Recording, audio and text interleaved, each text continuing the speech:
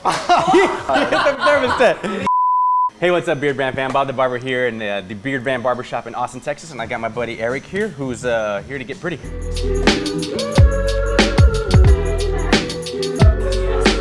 Hey, so rules for cut roulette. Rule number 1, you get to throw a dart at our famous cut roulette poster. You get what you get, and you don't throw a fit. Now, if you miss, rule number 2 is you get to throw a dart at the poster again, but with your weak hand. Now, rule number 3 is that if you miss on that one, barbershop choice, everybody is included. Let's go. This guy sent me pictures of him practicing darts at the bar the other night. So, what would you get? What are you aiming for? What I get? So I'm definitely avoiding this area right here. I don't want any of that. I think it would be like somewhere between here, these 3. Woo! All right, all right, all right. Here we go. He almost hit. He hit the. Oh my God. He hit the thermostat. Yeah, he totally nailed it, man. Ben was saying earlier, it'd be crazy if somebody got the thermostat. I believe in you, bro. Okay. I feel like you can My do opposite hand now? Yeah, opposite hand. Yeah. Oh God. Safety hazards. Okay. Ah! That's too. There's something magnetic about that section of the wall. Woo. Oh man, not even close. Hey, following the rules, left hand, weak hand. What is barbershop choice? Do you want to give him another shot? What's up? We'll make that first, we'll make the second one. I'll do one more, yeah. I believe in you, man. You can get that juicy haircut. Oh! Hey, I'll count it, man. That was that's close enough, man. You can't get any closer. Yeah. Yes. Is that what Yeah. you wanted? Yeah, one of those 3. Yes. Nice. All right. Let's go to work. I'm gonna go study that picture real quick. It's a lot. It's similar to what you usually get, but a little more aggressive. What I noticed about your hair is you got a lot of volume. It's pretty thick. You got some of that wave already going on. Do you blow dry this to get it? Do you have natural wave to kind of mimic what that picture's got? Nice. Yeah, we'll see if we can recreate that. Once we get it wet and relaxed, those curls will probably activate. So we should have some fun with that. All right, are you ready to go? I'm ready. Let's do it. All right, so it's kind of like a strong mid skin bald fade. I'm going to just chop all this off. Make sure there's no going back. Yes. So being that this was one of the haircuts you were like aiming for, yeah, you feel pretty confident you can pull something like this off? I don't know.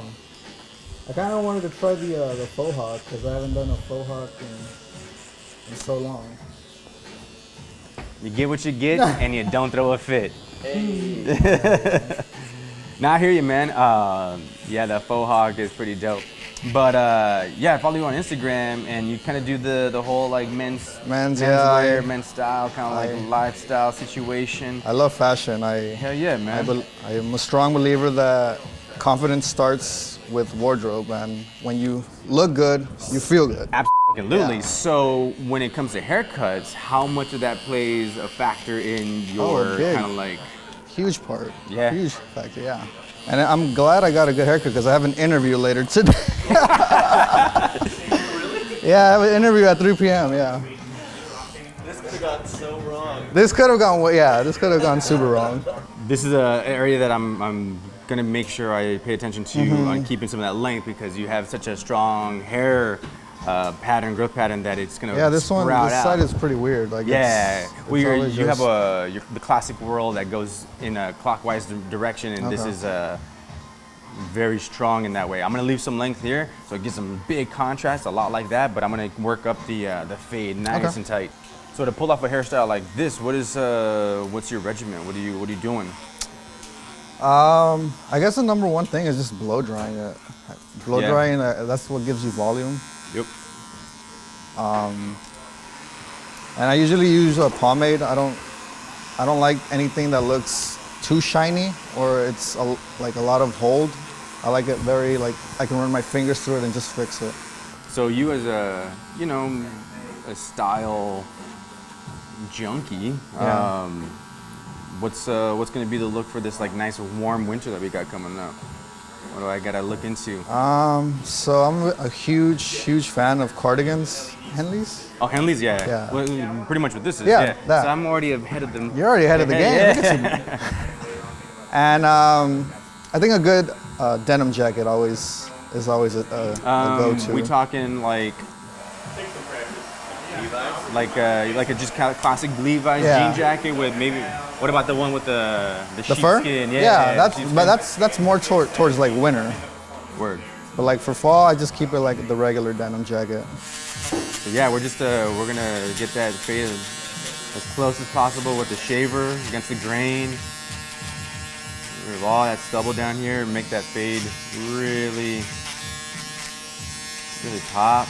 I started following Beardbrand back in, I want to say like 2014. Oh wow. That's when I started like really growing out my beard, and I was just YouTubing like how to style a beard or beard products. And Yes. Eric was the one who popped up, and I was like, all the videos that he would post, I'm like, oh, this is cool. I like it. Yeah, it's informational. It's helpful. It's inspiring because you see people with different types of beards, different types of hair, pulling off looks that you might not have thought you could. And once again, that's a big reason why this cut roulette should be a lot of fun, because we're just gonna show people that, hey, you know what, you can do something. Even though this is a very similar haircut to what you typically do, but it's not. Yeah, no. That's where it's at. Yeah.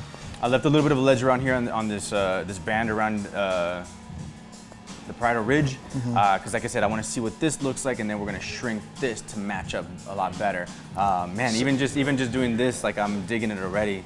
I think it's funny how people say that beards is like the makeup for guys. I never heard of heard it? that. No. Yeah, like it's like catfishing basically, because if you shave it off, you look like a whole different person.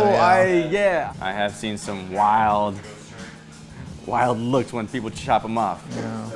Looking at you, Greg Brzezinski. I think back in the day, people used to grow beards. They were like thieves. You couldn't trust them because you could hide stuff in your beards. You could hide your facial expressions. You could lie to people. So that's why they had such a connotation for like outlaws and badasses. Really? Yeah. So now that all of us are rocking them, it's I guess we're all kind of badass. So yeah, get the hair nice and drenched. I can see what it does now, nice and relaxed.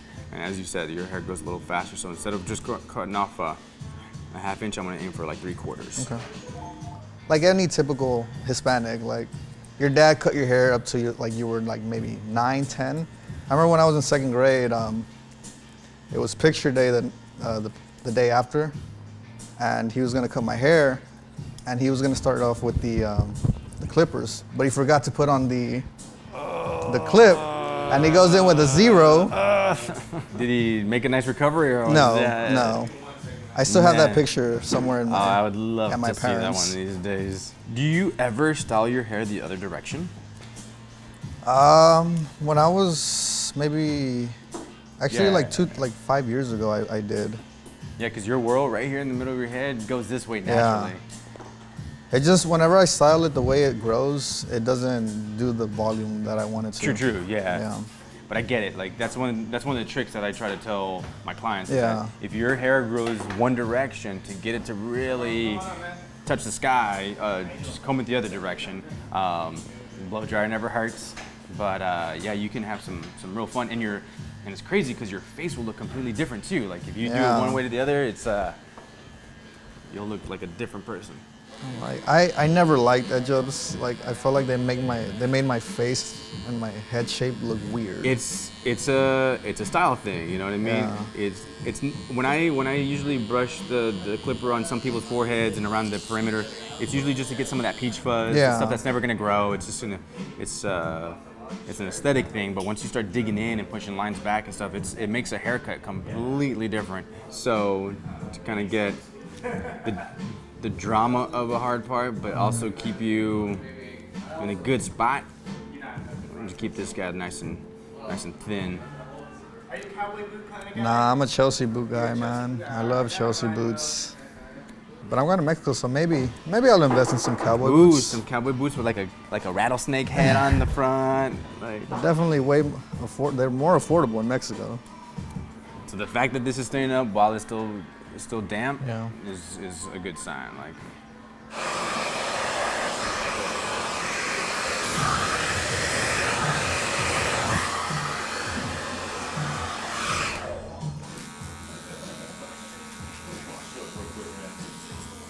everyone's head shape is a little different because your hair also grows different. You're combing it against the grain, all these different factors. Having it dry, having it kind of disheveled shows up some of these areas where if I was just to run a clipper straight up of it, you know, it might take up some of that stuff that we wanted to keep, or, you know, it leaves a little too much. And that's what like I said, I always leave a little bit of weight on that edge so that I can create a nice shape of your head. Like, it's flaring out a little bit too much, so we're gonna bring that in. But like I said, I don't want it to ever like bow in where you have this like cone head situation, you know?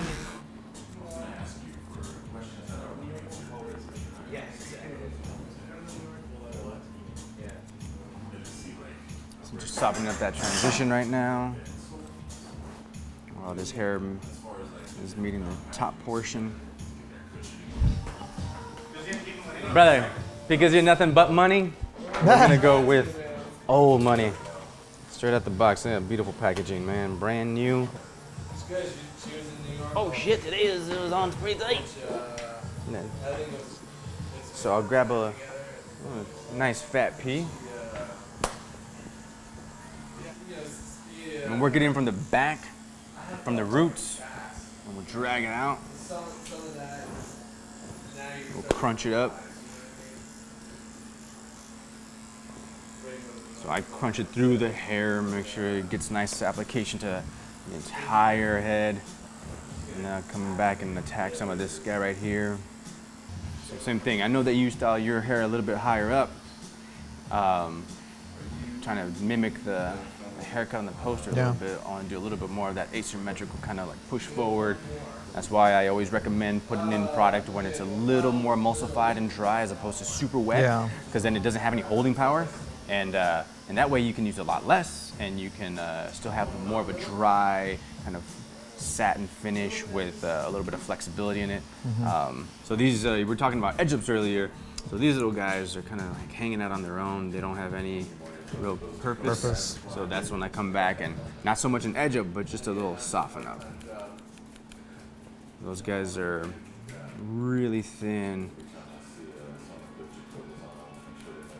So with the sharper, you know, you got a bald fade at the bottom. It's a much tidier haircut. So to mimic that with the beard, we'll take this taper on the sideburns a little bit lower. Still keep a lot of the softness on the length of the beard, but those edges just to sync up with the style. We'll make sure those cheeks are nice and sharp. You got quite the regimen for your hair. What are you doing to this beard to get that next level of length? I just use beard wash and the styling balm from Beardbrand. I like that. And then occasionally I throw in black castor oil. Interesting. Yeah, OG like hair growing tonic. Yeah. So I'm not gonna touch any of the length on the hair except for the neckline.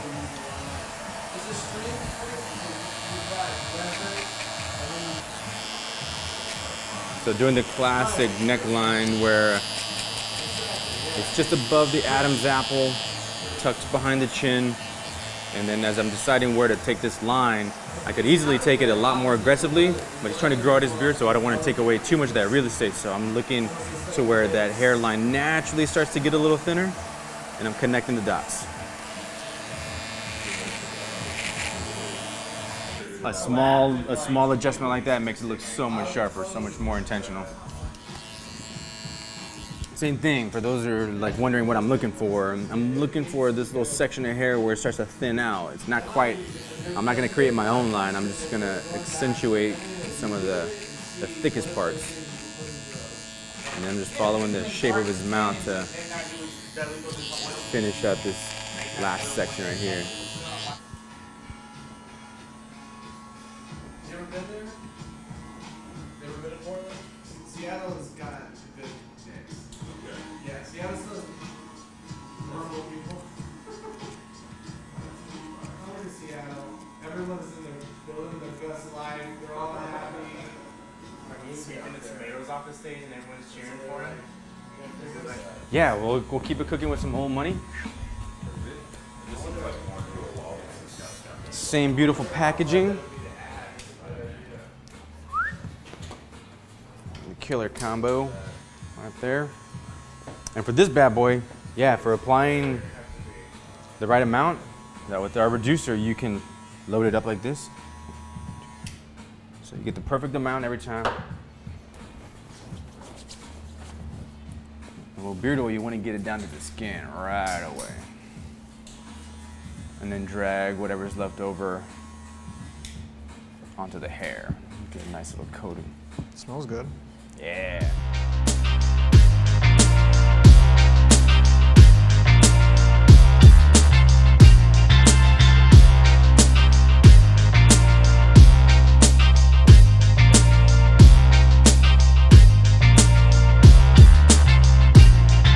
Hey, I'm Mark. I think that Beardbrand products and the Beardbrand mission, they've really helped me kind of wear my beard and present it to the world in a way that, honestly, for the first time in my life, like, kind of makes me feel kind of handsome. You know, sometimes. But anyway, thanks, guys.